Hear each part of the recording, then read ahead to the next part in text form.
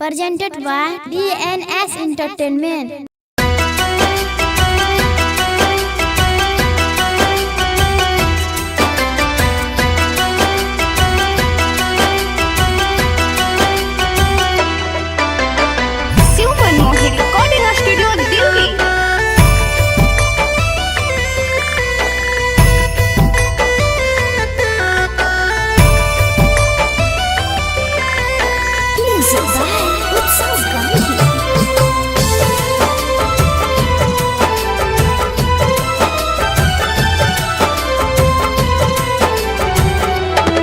मरलू दिलवा में बा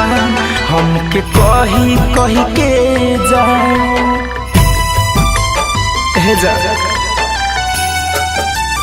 हो मरलू दिलवा में बा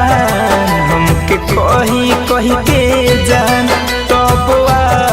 नइखे अब तू दोसारा के चाह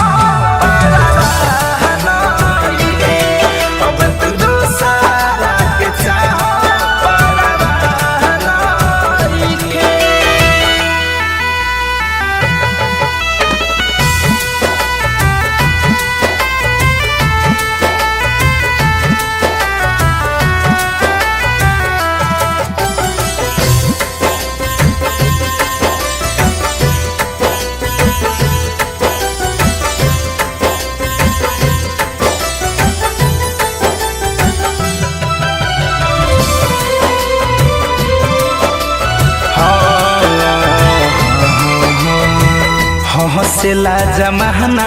तना महर परिवार हो प्यार में हमारा संगे कैलू खेलवार हो करे जा अरे काहे से कैलू हो हंसला जमाना तना महर परिवार हो प्यार में हमारा संगे कैलू खेलवार हो खाके क्रिया कसम धोखा दिहलू सनम सुनल दार नइखे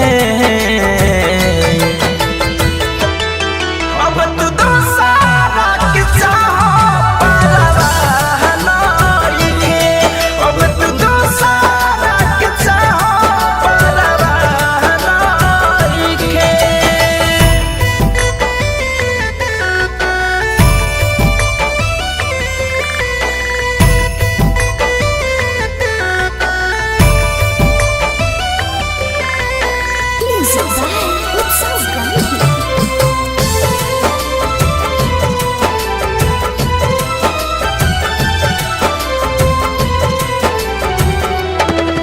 कह के तू वादा डललू प्यार में बाधा अब विश्वास नहीं कहर दादा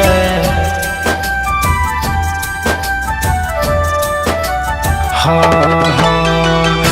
कह के तू वादा डललू प्यार में बाधा अब विश्वास नहीं कहर दादा कहे धनंजय धर कहम देलू धोखा छन छन कोई चारा नइखे।